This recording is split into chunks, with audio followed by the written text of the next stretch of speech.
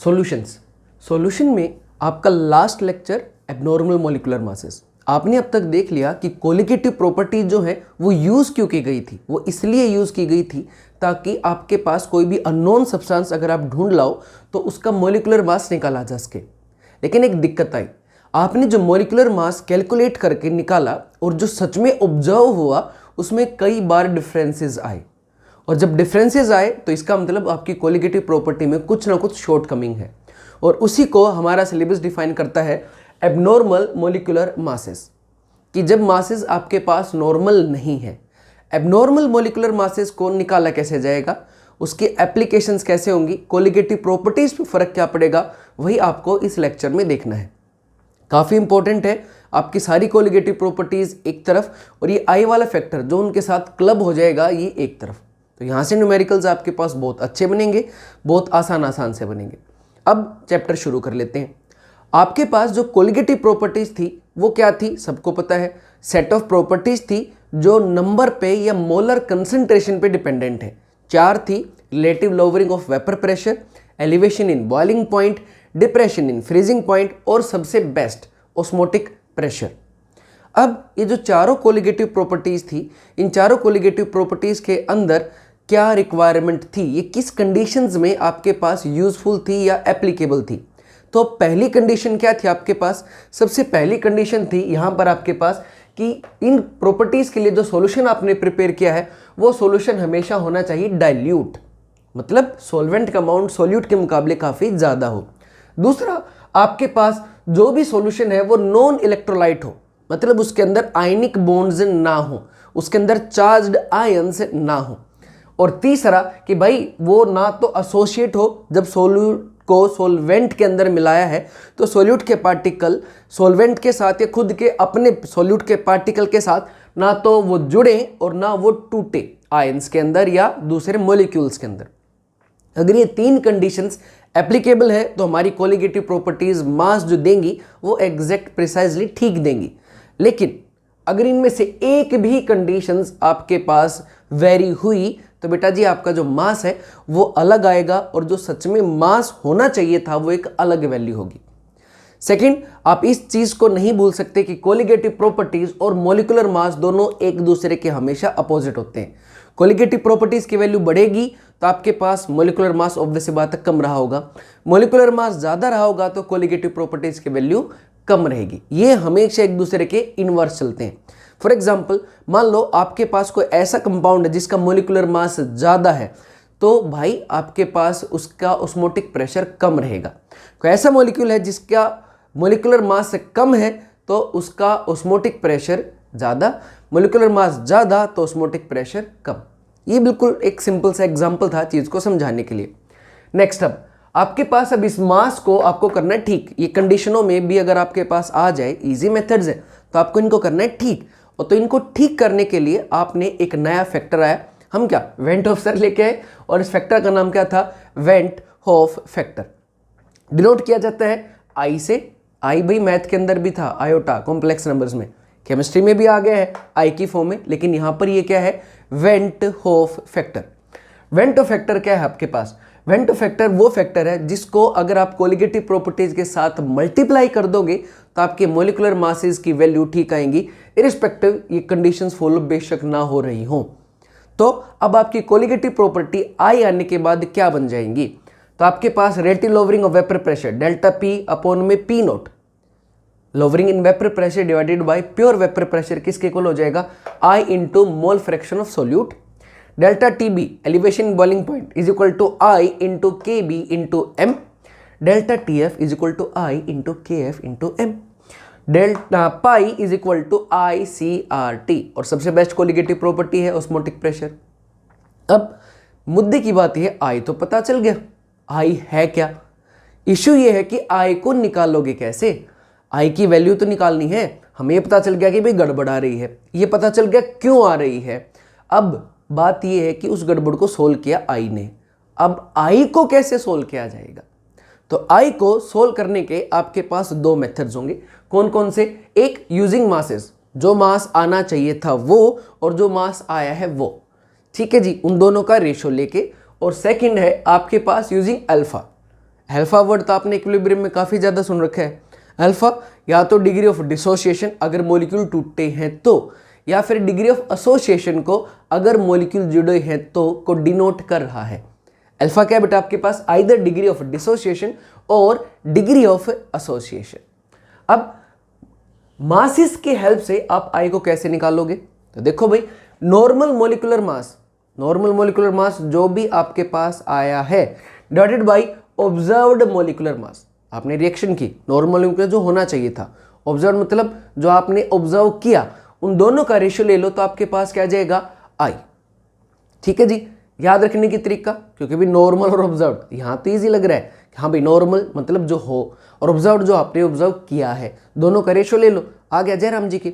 पर दिक्कत क्या है, दिक्कत ये है छोटी सी बिल्कुल कि भाई आप इसको जिस टाइम पे फॉर्मूले को लिखते हो तो भूल जाते हो। तो याद रखने की मैंने एक छोटी सी टेक्निक बनाई है भाई, आपके पास नमः ओम, क्या बेटा नमः ओम, नमः डिवाइडेड बाई ओम, तो नमः है क्या आपके पास नॉर्मल एम मोलिकुलर मास, ओ ऑब्जर्व्ड एम मोलिकुलर मास, तो नमः ओम करो आपका काम बन जाएगा। ठीक है बेटा, अब इस वाले पॉइंट को यूज करो, आपको पता ही है अगर आपको मासेस का पता है तो कोलिगेटिव प्रॉपर्टी उसके उल्टे होंगी, तो मतलब जो ऑब्जर्व्ड कोलिगेटिव प्रॉपर्टीज की वैल्यू आपके पास आई, लोवरिंग आई प्रेशर के अंदर या भाई ऑस्मोटिक प्रेशर जो निकल के आया, वो जो वैल्यू जो आपने ऑब्जर्व की डिवाइडेड बाय नॉर्मल जो आपके पास होनी चाहिए थी, इन दोनों का रेशियो आपके पास क्या बन जाएगा आई। देखो भाई उसमें नॉर्मल ऊपर था, इसमें आपके पास ऑब्जर्व्ड ऊपर, क्योंकि भाई उल्टे हैं ना एक दूसरे के, तो नॉर्मल आपके पास वैल्यू ऑफ कोलिगेटिव प्रॉपर्टी किसको डिवाइड करेगी, observed value of colligative properties को। अब ये चीज आपको निकालनी नहीं है, ये आपको 99% फॉर्मूलों में दे रखी होंगी, आपको जस्ट रेशियो लेना है और आपके पास आई की वैल्यू आ जाएगी। अब आ गया जो दूसरा मेथड क्या था आपके पास, दूसरा मेथड था यूजिंग डिग्री ऑफ डिसोसिएशन या डिग्री ऑफ एसोसिएशन अल्फा। अब आपके पास आई की वैल्यू क्या थी, 1 minus alpha plus n alpha, पहला फॉर्मूला जो आपको याद रखना है, ये किसके लिए था, जब मॉलिक्यूल डिसोसिएशन में जा रहे हैं, और दूसरा 1 minus alpha plus alpha by n, कब, जब मॉलिक्यूल एसोसिएशन में जा रहे हैं। तो 1 minus alpha plus n alpha dissociation के लिए है, 1 minus alpha plus alpha by n association के लिए है। तो ये होंगी आपके पास क्या बेटा जी, आई की वैल्यू यूजिंग अल्फा। अब बात रही एन की, एन दोनों में क्या डिफाइन कर रहा है, अल्फा तो पता चल गया, एन है वो नंबर ऑफ पार्टिकल्स जो यहां पर एसोसिएट हुए हैं और यहां पर डिसोसिएट हुए हैं। फॉर एग्जांपल मान लो आपको दे दिया CaCl2, CaCl2 टूटेगा तो क्या बनाएगा आपके पास, Ca2 पॉजिटिव प्लस में 2Cl नेगेटिव, ये बनेगा ना जी। तो आपके पास पार्टिकल्स तो एक था लेकिन वो डिसोशिएट हुआ किसके अंदर, पानी के अंदर। तो वो जब आपके पास डिसोशिएट हुआ पानी के अंदर तो टूट के उसने क्या बनाया, आपके पास से 3 मॉलिक्यूल्स बनाए, 2 आपके पास है कैल्शियम के और 3 क्लोरीन के, 2 क्लोरीन के। तो आपके पास टोटल जो आयंस बने यानी कि एन की वैल्यू जो है वो कितनी हो जाएगी, 3। अब आगे इसी को देखेंगे हम कि भाई हमें एन की वैल्यू कैसे पता चलेगी। एक सिंपल सी बात याद रखोगे कि भाई आपके पास एन डिसोसिएशन है और यहाँ पर आपके पास एन किसके लिए है, एसोसिएशन के लिए है। याद रखना आसान है भाई, जब मॉलिक्यूल ज़्यादा बनी है तो 1 माइनस अल्फा तो दोनों में कॉमन है। यहाँ पर क्या हो गया आपके पास, जब ज़्यादा बने हैं तो मल्टीप्लाई, और जब जुड़ेंगे तो मॉलिक्यूल घटेंगे, तो भाई आपने क्या कर दिया उसको डिवाइड। तो इस तरीके से आपके पास याद रखना थोड़ा सा आसान हो जाता है। क्या, दोनों में 1 माइनस अल्फा कॉमन, ज़्यादा होंगे तो प्लस मल्टीप्लाई करके अल्फा, कम होंगे तो plus alpha divided by n. That is it. अब आप इसके चाहो तो नोट कर सकते हो। थैंक यू बेटा। आपने अब तक जो टॉपिक देखा उसका लास्ट पोर्शन है और उसको अब खत्म कर लेते हैं आराम से। आपने देख लिया आई की वैल्यू क्या थी, normal molecular mass divided by observed molecular mass. जब आप न्यूमेरिकल्स चेक कर रहे होगे तो आप कई जगह भी देखोगे कि थ्योरेटिकल और एक्सपेरिमेंटल वैल्यू या कैलकुलेटेड वैल्यू ऐसे कुछ टर्म्स आपको दिखाई देंगे। तो ऐसे जो टर्म्स आपको दिखाई देंगे उनका मीनिंग क्या होगा, तो नॉर्मल वैल्यू जो है वही आपके पास थ्योरेटिकल वैल्यू है, जो ऑब्जर्व वैल्यू है वही क्या आपके पास है एक्सपेरिमेंटल वैल्यू है। थ्योरेटिकल वैल्यू को ही कैलकुलेटेड वैल्यू भी बोला जा सकता है। समझना इस चीज़ को बिना रट्टा मारे। नॉर्मल मतलब आप आराम से बैठे हो, प्रैक्टिकल करा रहे हो, आपने पहले देख लिया भाई वैल्यू, आपने निकाल के देखा भाई इसका ऑस्मोटिक प्रेशर इतना आना चाहिए सीआरटी से, कंसंट्रेशन आपके पास थी, गैस कांस्टेंट होता ही है, टेम्परेचर आपने खुद फिक्स कर रखा है, तो आपने सीआरटी की वैल्यू करके पाई की वैल्यू निकाल ली, तो वो क्या हो गया आपके पास नॉर्मल वैल्यू, ठीक है जी, या कैलकुलेटेड वैल्यू या थ्योरेटिकल वैल्यू, थ्योरी से आई भाई वो आपके पास। तो मान लो भाई पाई की वैल्यू निकल के आई 2 बार एक पर्टिकुलर क्वेश्चन में, लेकिन जब आपने एक्सपेरिमेंट किया उसी सेटअप के अंदर, तो एक्सपेरिमेंट करने पे वैल्यू आई 2.2 बार। तो सीधा सा मतलब है ना भाई, जो आपने ऑब्जर्व किया था, ऑब्जर्व किसको करोगे, एक्सपेरिमेंट को। और नॉर्मल किस चीज़ की है, नॉर्मल वैल्यू आपके पास कैलकुलेटेड वैल्यू। तो यहाँ पर आप कंफ्यूज नहीं होना, नॉर्मल थ्योरेटिकल को डिफाइन करता है या कैलकुलेटेड को डिफाइन करता है, और ऑब्जर्व जो हो रहा है, हो कौन रहा था, एक्सपेरिमेंट। तो ऑब्जर्व वैल्यू है आपके पास एक्सपेरिमेंटल वैल्यूज। अब बात कर रहे थे एन की, क्योंकि अगर आपको एन पता चल गया क्वेश्चनों में तो आसान है। अब एन के लिए आपके पास 2 केस बन गए, एक एसोसिएशन और दूसरा डिसोसिएशन। अब रही बात एसोसिएशन की, एसोसिएशन के लिए आपको कुछ नहीं करना, लैंग्वेज सब कुछ करके देगी बेटा आपको। कैसे, क्वेश्चन वाला अगर बोल रहा है the following species is undergoing dimerisation, तो आप कहोगे सर एन की वैल्यू, डाई मतलब 2, मर यानी कि यूनिट, डाइमराइजेशन मतलब 2 यूनिट जुड़ी, तो भाई 2 यूनिट जुड़ी तो एन की वैल्यू क्या होगी यहाँ पे 2। ट्राइमराइजेशन हो गया तो वैल्यू हो गई 3, और टर्मराइजेशन या टेट्रामराइजेशन हो गया तो एन की वैल्यू हो गई 4। तो एसोसिएशन का केस बहुत सिंपल होगा, वहां क्वेश्चन के अंदर, न्यूमेरिकल के अंदर लैंग्वेज में स्पेसिफाई किया जाएगा कि भाई वो किस फॉर्म में जा रहा है, डाइमराइजेशन, ट्राइमराइजेशन, टर्मराइजेशन, और उसी के हिसाब से आप एन की वैल्यूज को कैलकुलेट कर लोगे। सेकेंड पोर्शन पे डिसोसिएशन पे, डिसोसिएशन के अंदर आपको थोड़ा सा दिमाग लगाना पड़ेगा, थोड़ा सा 9th की वैल्यूज की भी आपको जरूरत पड़ेगी। जैसे आपके पास कोई मॉलिक्यूल है ए बी टूट के किस में जाएगा आपके पास, ए पॉजिटिव में और बी नेगेटिव में। सिमिलरली आपके पास कोई AB2 है, वो टूट के किस में जाएगा, A2 पॉजिटिव में और 2B नेगेटिव में। कैसे पता चला, याद करो थोड़ा सा। हाँ जी, पहली चीज, इनके नीचे सबस्क्रिप्ट में जो भी दिख रहा है आपको, यहाँ सबस्क्रिप्ट में कुछ नहीं दिख रहा तो ऑब्वियस बात है 1 और 1 है, तो जो दिख रहा है मतलब मॉलिक्यूल्स के अंदर उतने ही उस पर्टिकुलर सब्सटेंस के एटम्स मौजूद हैं। तो AB के अंदर 1 मौजूद है, तो आपने लिख दिया A और B। AB2 के अंदर देखो A कितना आपके पास है 1, B कितने थे 2, लिख दो जी। ऐसे कैसे, चार्ज नहीं, पहले चार्ज नहीं, क्योंकि हमें तो n की वैल्यू चाहिए, तो आप चार्ज ना लिखो तो भी कोई दिक्कत नहीं है, n एग्जैक्ट पता होना चाहिए आपको न्यूमेरिकल्स में। सेकंड पॉइंट, थर्ड देखो आपके पास B कितने हैं भाई, आपके पास साफ दिख रहा है सर 2A है, B कितने हैं सर, B तो 3 है, तो क्या बन गया आपके पास 2A बन गए और क्या बन गया 3B बन गए, हो गया जी। लेकिन अब चार्ज भी कर लेते हैं, थोड़ा अच्छा लगेगा। तो 9th में आओ एक बार, 9th में मान लो आपको AlCl3 दे दिया, तो आपको भाई हमारे इस चैप्टर के हिसाब से साफ दिख रहा है सर Al 1 है और Cl कितने हैं 3, तो नंबर ऑफ मॉलिक्यूल्स या नंबर ऑफ एटम्स कितने हो गए, n की वैल्यू कितनी होगी 4।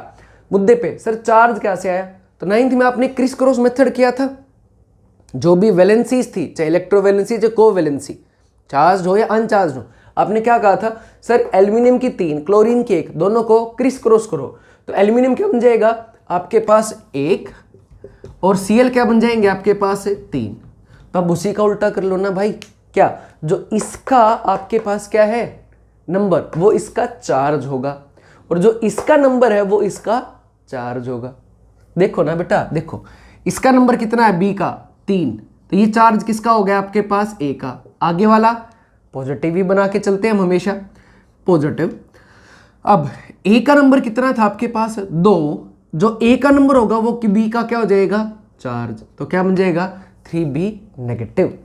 तो आराम से शांति से सुनो, नंबर निकालना तो बहुत ही आसान है, जो फार्मूले में दे रखा है एग्जैक्ट वही लिख दो भाई। मान लो NaCl है तो 1 Na और 1 Cl, मान लो MgCl2 है तो 1 Mg और 2 Cl, हो गया ना जी, जो नंबर है फार्मूले के अंदर। लेकिन कोई मान लो इस टाइप का मॉलिक्यूल है, ठीक है, तो भी कोई दिक्कत नहीं है, A कितने हैं 2 और B कितने हैं 3, बन गया जी। मुद्दे पे आओ चार्ज पे, चार्ज तो और भी आसान है, इसका नंबर जो भी B वाला है वो इसका चार्ज A वाले का, A का नंबर B वाले का चार्ज, खत्म। और यहाँ से आपको n की वैल्यूज दिख रही हैं, यहाँ पे n की वैल्यू 2, यहाँ पे 1 + 2 3, यहाँ पे 2 + 3 5 आराम से हो जाएंगी। तो अब घर से आप 3 क्वेश्चनों को, मतलब होम असाइनमेंट लगा लो या असाइनमेंट लगा लो छोटा सा, इन 3 क्वेश्चनों में आप इनको ऐसे डिसोशिएट करो, n की वैल्यूज बताओ और कोशिश करो चार्ज भी ठीक से लिखने के लिए। कोई बड़ी बात नहीं है, 12th क्लास के स्टूडेंट के लिए ईजी है काफ़ी। नेक्स्ट लास्ट पोर्शन भाई आपके पास इस चैप्टर का, जब आपके पास मॉलिक्यूल डिसोशिएट हुए तो आई क्या आ गया भाई आपके पास 1 - अल्फा, डिसोशिएट हुए तो मल्टीप्लाई कर दो, तो अल्फा को n से मल्टीप्लाई कर दिया भाई। एसोसिएट हुए तो 1 - alpha plus alpha by divide कर दिया n। ये वैल्यू हमेशा 1 से ज़्यादा आएगी, ध्यान देना।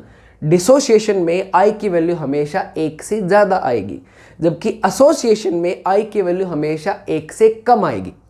एक एग्जाम्पल लेके सोच लो ना, मान लो आपके पास भाई n की वैल्यू मिनिमम से मिनिमम 2 तो होगी, कोई चीज़ टूटेगा तो कम से कम 2 हिस्से तो बनेंगे उसके।